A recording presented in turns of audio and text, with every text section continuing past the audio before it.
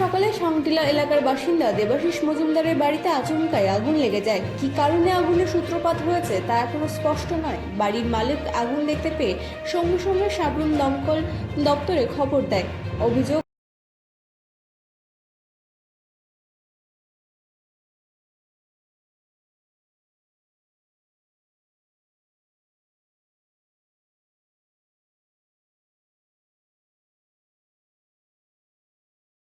ঘটনাস্থল থেকে দমকল অফিসের দূরত্ব 500 মিটারেরও কম হলেও দমকল সময়মতো পৌঁছতে পারেনি। স্থানীয়দের দাবি, দ্রুত ব্যবস্থা নেওয়া হলে ক্ষয়ক্ষতির পরিমাণ অনেকটাই কমানো সম্ভব হতো। আর অভিযোগ, দমকলের গাড়ি থেকে আগুন নেভানোর জন্য ব্যবহৃত জলের পাইপ ফেটে যায় এবং অল্প সময়ের মধ্যেই গাড়ির জল শেষ হয়ে যায়। পরে মনুবাজার থেকে আরও একটি দমকল ইঞ্জিন এসে 2 ঘন্টার চেষ্টায় আগুন নিয়ন্ত্রণে আনে। জানা গিয়েছে, বাড়িতে একটি ঘরে প্রচুর পরিমাণে রাবার মজুদ ছিল, আর সেখান থেকেই আগুন দ্রুত ছড়িয়ে পড়ে গোটা বাড়িতে।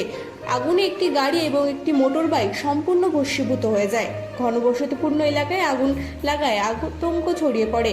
সতর্কতামূলক ব্যবস্থা নিতে আশেপাশের বাসিন্দারা নিজের ঘর থেকে মূল্যবান সামগ্রী সরিয়ে ফেলেন। ঘটনার ব্যাপক ক্ষয়ক্ষতি হয়েছে বলে জানা গিয়েছে। আগুন লাগার প্রকৃত কারণ খতিয়ে দেখছে police. Bureau report, রাতদিন news network. সমস্যা কি দেখুন তো, কতক্ষণ আগুন লাগছে? কতক্ষণ আগুন লাগছে? ফায়ার সার্ভিস কতক্ষণ আইছে? কোন সময়? তো ফায়ার সার্ভিসের খবর দিছিল নি? ফায়ার সার্ভিসের খবর দেওয়া হয়েছে প্রায় আধা ঘন্টার উপরে। হ্যাঁ, আধা ঘন্টার পরে আছে।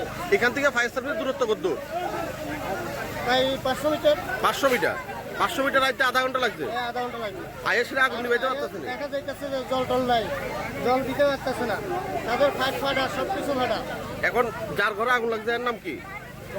দেবাশিস মজুমদার। তার কি পুরা ঘর জ্বলে গেছে গা? পুরা ঘর শেষ করবো না। কিটা কিটা জ্বলছে? আর তাদের তো পুরা ঘরে কিটা আছে বলতে আসবাবপত্র যা যা আছে সমস্ত। গাড়ি টাড়িও পুড়ে গেছে। গাড়ি আসলে একটা গাড়িটাও শেষ। কেমনে আগুন লাগছে কইতে পারো নি? না, এটা তো কইতাম পারি। এটা কোন জায়গা? এটা দমদমা পঞ্চায়েতের সিংকিলা 1 নম্বর ওয়ার্ড।